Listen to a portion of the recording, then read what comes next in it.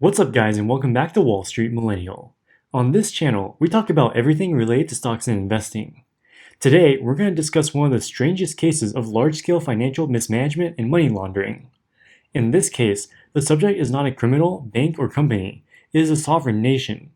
From the 1970s to the 2000s, this nation went from being one of the richest countries in the world to being completely dependent on foreign aid for the survival of its people. With virtually no domestic productivity of its own in the 1990s, this island nation turned to money laundering and eventually to detention services to support its people. To this day, it is still mostly dependent on Australia for all of its income. We're talking about the tiny island country of Nauru. Nauru is a small island nation in the Pacific, to the northeast of Australia. In the late 19th and early 20th centuries, Nauru was subject to colonial influence and rule under Germany. In World War I and World War II, the island nation was frequently a war zone due to its strategic location. It was taken over by the Australians in World War I and by the Japanese in World War II, ending in a joint administering authority between Australia, New Zealand, and the UK. Finally, in the 1960s, Nauru became its own country following negotiations with Australia. It has remained an independent nation ever since.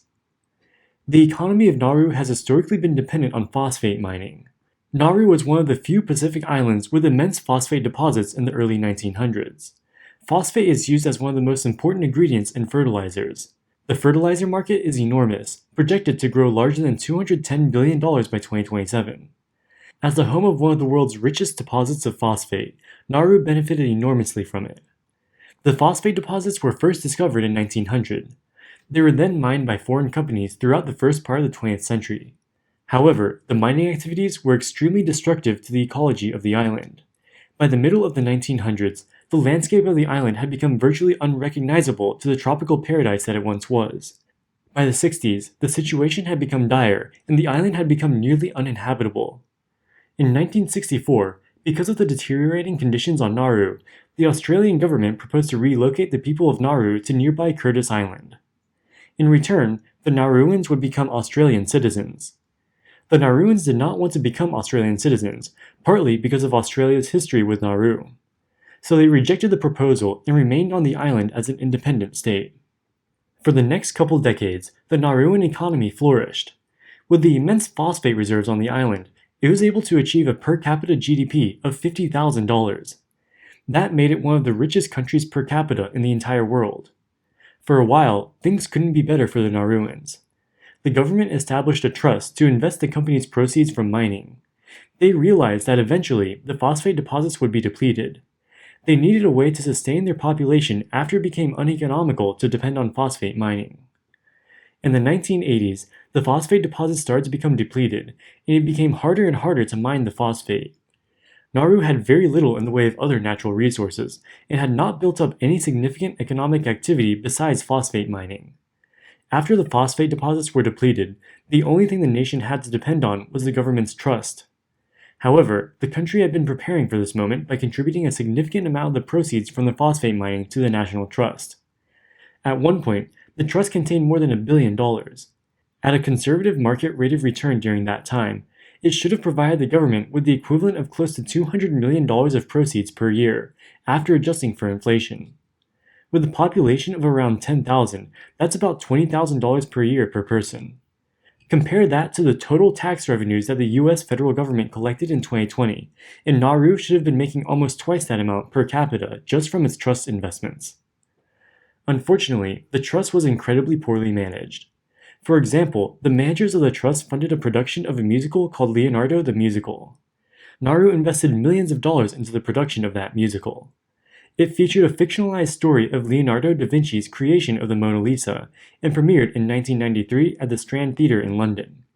It turned out to be one of the biggest failures in the history of the London theatre. On its opening night, most of the audience left before the show ended. After just 5 weeks, after taking the wrath of critics and receiving no interest from viewers, the show ended. Nauru also operated an airline, which had only a handful of jets at its peak. In the 1990s, its operations became insolvent, and for the next several years, its aircraft and other assets frequently were repossessed. By the early 2000s, Nauru's trust had shrunk to only about $100 million.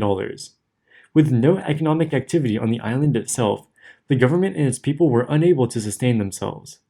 the GDP of the nation became non-existent.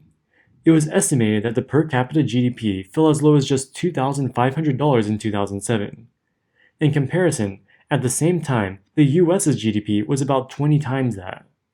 Once among the world's richest nations, the financial mismanagement made Nauru become one of the poorest. The population also fell into extreme obesity. It is now one of the most obese independent nations on the planet. Because of the heightening economic desolation on the island, Nauru turned to facilitating fraud and financial crime. It became a tax haven and engaged in shady political activities, including selling passports. It also became a money laundering haven. Anyone could purchase a banking license for just tens of thousands of dollars and set up an officially sanctioned bank on the island. Because of this, it quickly became a favorite for mafia and terrorist groups. Shady actors used Nauru to move around dirty money, without the risk of it being seized by responsible governments. Nauru deliberately turned a blind eye to these activities for the much-needed revenue that it brought in the form of bank license registration fees and other fees. It has been estimated that $70 billion of Russian mafia money traveled through Nauru in a single year. Other groups that use these lax laws include Al-Qaeda. In 2002, the US officially designated Nauru as a money laundering state. With that, the nation was subject to harsh sanctions. That put further strain on the already struggling economy. Finally, Nauru had no choice but to pass legislation and end the practice of selling banking licenses. In 2004, these laws helped to eliminate the money laundering within the country. However, there still have been lingering concerns about money laundering in the country ever since. Without the income from selling banking licenses, Nauru had to come up with another way to sustain its population. The answer came in 2001, and later again in 2013, when Australia and Nauru set up a detention facility on the island. This facility housed refugees fleeing to Australia from nearby islands, whether it be due to persecution, war, or poverty. Australia houses these refugees on the island partially to ensure that there is no possibility of them escaping and entering into Australia.